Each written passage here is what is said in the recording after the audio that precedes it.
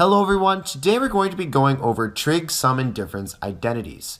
And what these identities are doing is essentially, if you know the cosine and the sine of each of these angles, so the cosine of alpha, the sine of alpha, cosine of beta, the sine of beta, what you can do is that if you add them or subtract one of them from the other, what you can do is you can use those cosines alphas and cosine betas and sine alphas and sine betas to find the sine and cosine of the new angle. So the angle formed when you add angle alpha and angle beta, or when you take like angle alpha and then you subtract angle beta. So these are really handy if you're using things especially if you're in radians and you're using just some really simple numbers for sine and cosine for these given angles. Like for say, if you're working with radians, like pi over 6 radians, pi over 4 radians, etc. And it can help simplify the process. But today in this video, because you can find these on any given sheet for trig identities, what we're going to be doing in this video is we're going to be deriving these formulas. Using really basic geometric principles and working from there to figure out how to get these angles. So if you don't have a trig identities worksheet, you can do it yourself. So without further ado, let's get started, and it should be really cool by the end. Alright, so starting with the Pythagorean theorem, where it relates the lengths of legs A and B to the length of hypotenuse C, using this following equation, a squared plus b squared equals c squared, we are going to derive the sum and difference identities. Now, the Pythagorean theorem, was created centuries ago, but it has a lot of applications. So, for example, let's draw a nice large graph here. And let's just put 2 points on that graph. Let's just call this point here x1, y1. And we're going to call this point here x2, y2. Now, to find the difference between these 2 points, you just, what you're going to need to do is you're just going to apply the Pythagorean theorem. So, to find d, which is the distance, what we're going to do is we're just going to create a right triangle, like so.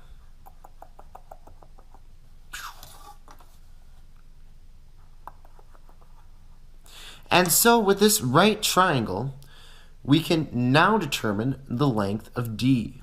And so since this is a horizontal line, we know that the length of it will just simply be x2 minus x1. So the equation that can you sum it in for A right here is just x2 minus x1.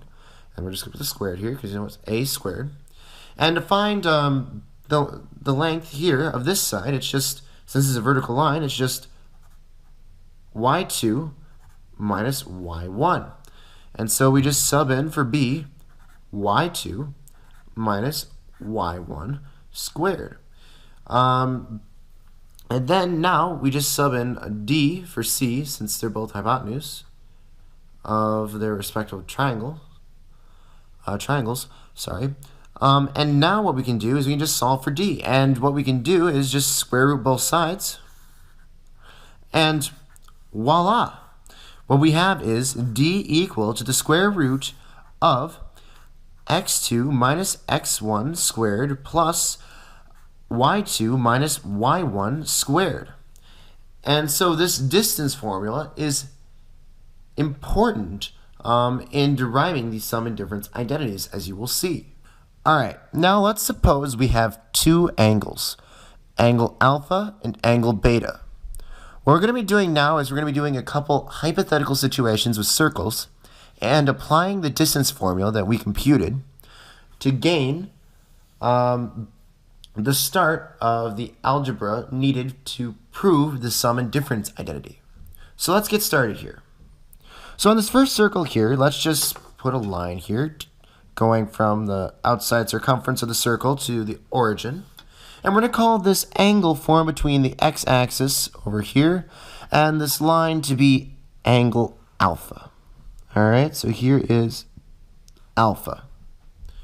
All right, now we're going to draw a second line here, and we're going to call the distance between the x-axis here and this line to be, the angle forms, between this line and the x-axis to be angle beta.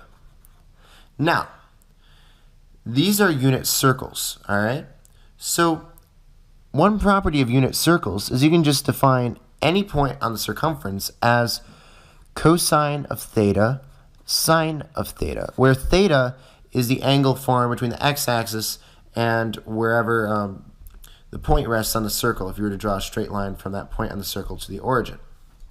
So, using that definition, we can define this as cosine of alpha, sine of alpha, and we can define this point here as cosine of beta, sine of beta. We're going to hold on to this situation. We're going to move on to the other side real quick. Now, this is not going to be drawn on the scale, but let's suppose now that this angle here is alpha minus beta. Now, this point right here will be defined by the cosine of alpha minus beta, and the y value will be defined by sine of alpha minus beta. There's supposed to be two parentheses there. It kind of got cut off a little bit. But now what we're going to try to do is we want to find the distance between these 2 points here. And we want to find the distance between these 2 points here. And because this is a unit circle, real quick, this is going to be 1, 0. All right, so I'm going to draw a line here. And now, since this is alpha minus beta here, and this is alpha minus beta here, so this angle here would be alpha minus beta as well, we can call both of the distances d. They are exactly identical, so that's d for that distance.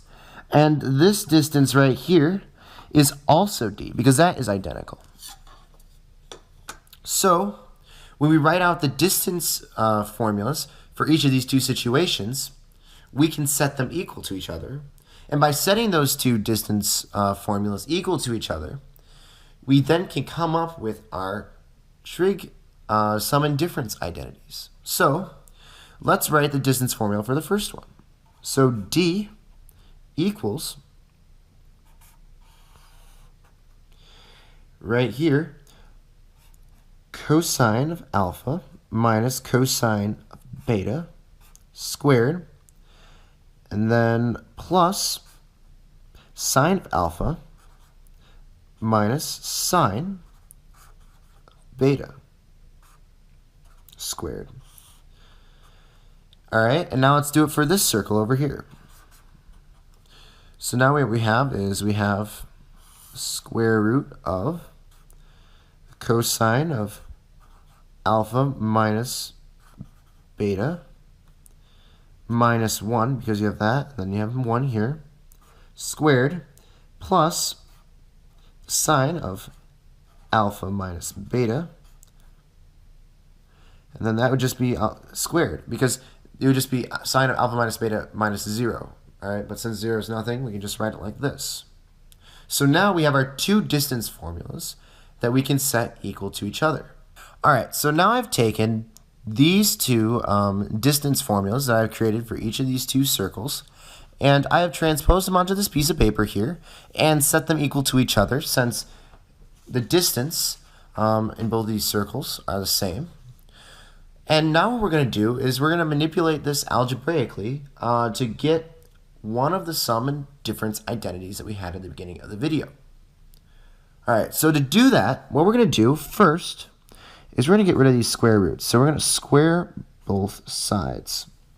All right, so what we get now is cosine of alpha minus the cosine of beta squared plus the sine of alpha minus the sine of beta squared equals cosine of alpha oops, that was bad alpha, minus beta minus 1 squared plus the sine of alpha minus beta squared. And there's that minus 1 there. I think I mentioned that, but I just want to make sure you know that's there.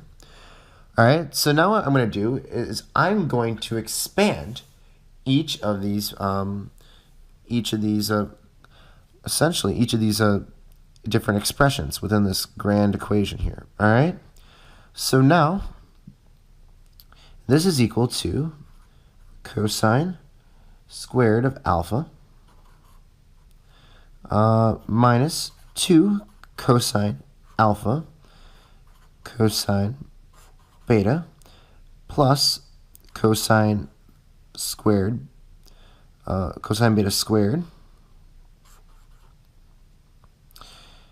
plus sine of alpha squared minus 2 sine alpha sine beta plus sine of beta squared.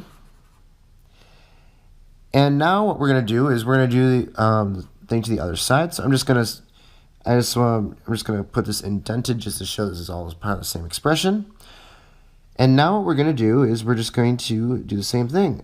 So we have on this side, we have cosine squared alpha minus beta. And then what we have is minus 2 cosine alpha minus beta plus 1, and then this is just purely sine squared of alpha, oops, not plus, minus beta. Now, right away we can do some simplifications. Right here we have cosine squared of alpha and sine squared of alpha. And the cosine squared of an angle plus the sine squared of any given angle, that is always equal to 1. So what we're going to do is we're going to kind of simplify those terms, cross them out. We're just put 1 here in its place. We're not going to touch these right now, so I'm just going to write these down here.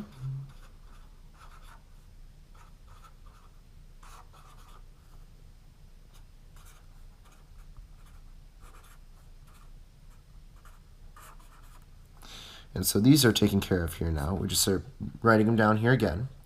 Now what we're left with is the cosine squared of beta plus the sine squared of beta. And again, just like we did with the cosine squared of alpha and the sine squared of alpha, these two cancel out, and these are also equal to 1. So that's that there. Just write 1 there. So those terms are taken care of. Now if we move down here, we can look here, and then we have the cosine squared of alpha minus beta, and we have the sine squared of alpha minus beta. So again, the cosine squared of any angle, because this is still an angle, even though it's alpha minus beta, that's still an angle. Alpha minus beta is still an angle here. We can just say, okay, so cosine squared of alpha minus beta plus sine squared of alpha minus beta, that is equal to 1. So we can cancel these out here, write 1 here. And then right now we'll deal with these later. So we're going to write minus 2 cosine alpha minus beta, and then plus 1. And so now what we're going to do is on both sides, we're just going to kind of just simplify things a little bit more. So what we're going to do is we're just going to add these ones up. And so we have 2 minus 2, and then I'm just going to put this here, cosine of alpha cosine of beta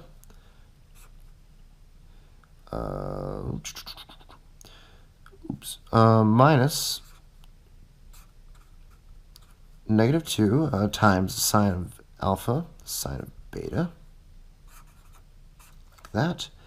And then on the other side, 2 minus 2 cosine alpha minus beta.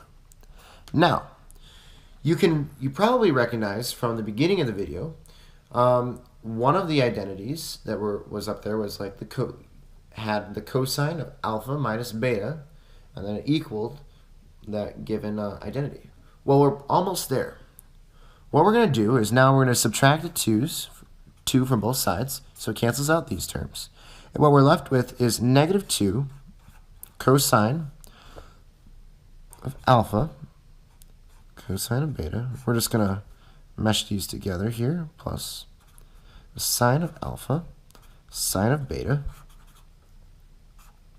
equals negative 2 cosine alpha minus beta. And what we could do is now we can divide both sides by negative 2. And what we're left with is the cosine of alpha minus beta equals cosine alpha times cosine beta plus the sine of alpha times the sine beta. And so this is one of our trig identities. And now I'm going to show you how we can just use a couple other minor properties to get the 3 other formulas from this formula right here. But anyway, just to recap, we just took these 2 distance formulas and we just algebraically solved for cosine of alpha minus beta, and we got our formula down here. So now what we're going to do is we're just going to play around with this formula to get the other 3 formulas. Now that we have our first trig identity, what we're going to do now is we're going to get the other trig identities. So the first one we're going to try to shoot for is the cosine of alpha plus beta equals, and whatever it equals. Now to get from cosine of alpha minus beta to the identity for like the difference identity for the cosine of alpha plus beta, what we have to do is we have to sub in negative beta into this function right here. So it goes as follows. So now what we're going to do is we're going to put negative beta here. Put that parenthesis there.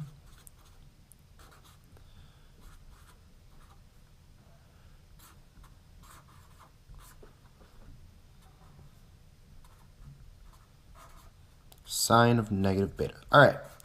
So now, what we're going to do is first we're going to just look at some properties of cosine and sine to determine how this affects this new equation. So let's just draw a circle real quick. And I'll draw a little quick coordinate plane. Now, let's just say that this is beta, all right? We're just going to call this angle beta. Now, the cosine of negative beta will be just down here. Will be the cosine of this angle down here. Now, the thing is if you notice, the 2 cosines are exactly the same. So, when you have a cosine of negative beta,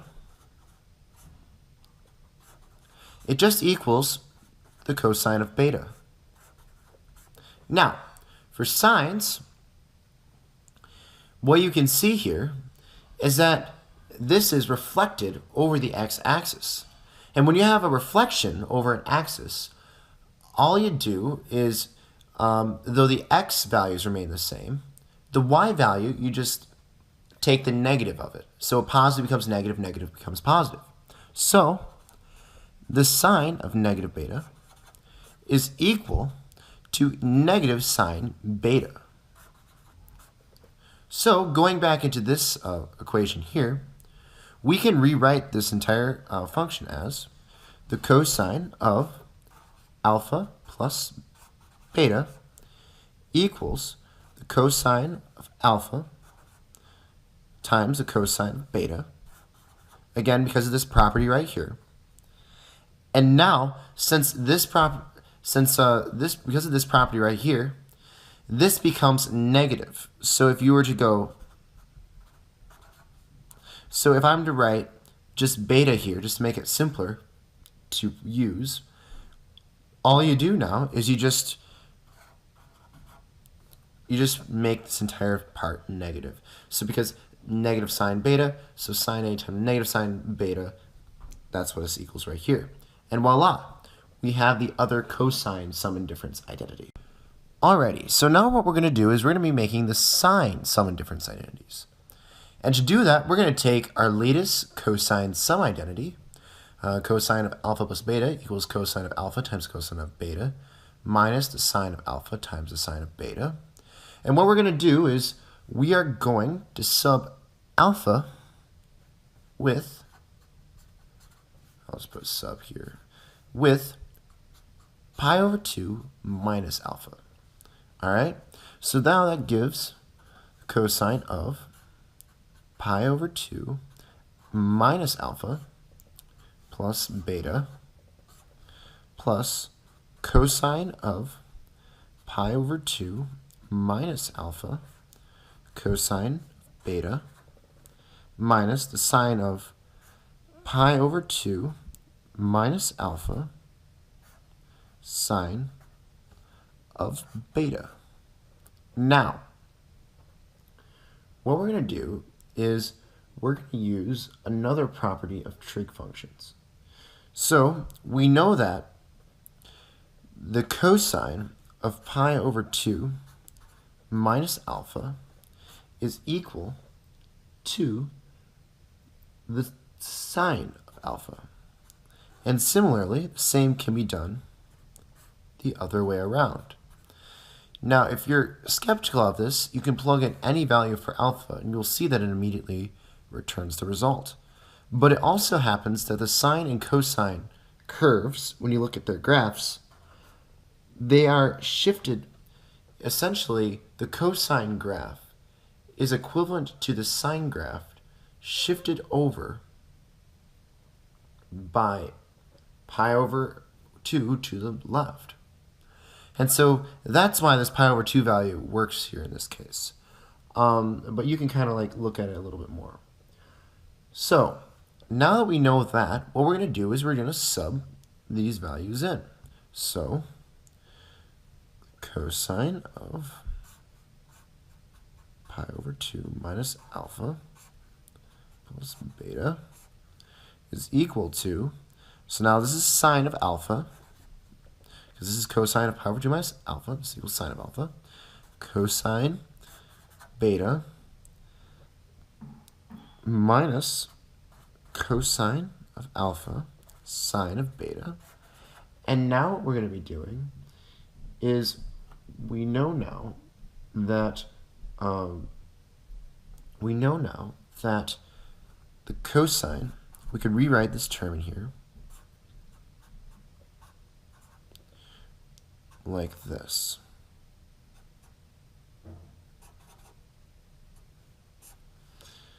And then what we could do is then we know this term can become cosine pi over 2, and we factor out a negative 1 here, and that becomes alpha minus beta. And so now we can apply this identity here. And so now we can say this is the sine of alpha minus beta. Because essentially now instead of just having alpha, it's minus alpha minus beta. So what we did is we just factored out a negative 1, put that there, and now we have sine of alpha minus beta equals sine of alpha cosine of beta minus cosine of alpha times the sine of beta. And so there is our third identity here. So this is the sign difference identity for trig. So last but not least, now we need to get our final identity, sine of alpha plus beta. And to do that, what we're going to do is we are going to take this identity right here that we just got, sine of alpha minus beta equals the sine of alpha times the cosine of beta minus the cosine of alpha times the sine of beta.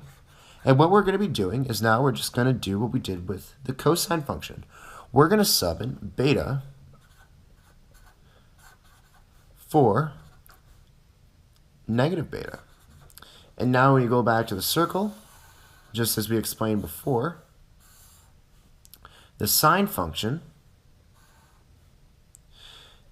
when you have two coordinates here, as a unit circle, cosine of beta, sine beta, while the cosine value same to same, because the x value stays the same when it's reflected over the x-axis, the y value becomes negative.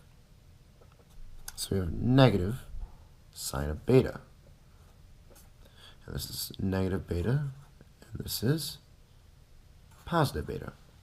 And so you can see we can use these properties to solve this. So now we have the sine of alpha minus negative beta equals sine of alpha cosine of negative beta minus cosine of alpha sine of negative beta.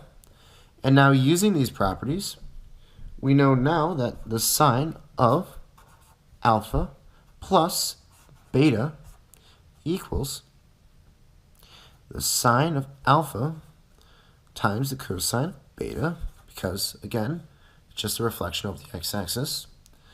And then now this becomes plus because of the fact that the sine of negative beta, because this also can be written as the sine of negative beta, is equal to negative sine beta. And since these are multiplied together, the negative can just go out front, making this whole thing positive. And so you have cosine of alpha sine beta. And so this is your final identity. So now hopefully, by going through this proof of the sum and difference identities and deriving it from some very basic geometric formulas, we started with the Pythagorean theorem, turned it into the distance formula, and then turned it into a derivation for the cosine difference identity, and then made, and then we just kind of sub things in to get the rest of the identities. So hopefully this hopefully this helps these identities make more sense to you. Sorry, man, I don't know why I had a tongue twister there, but yeah, if you have any questions, feel free to leave comments, and until then, happy studying.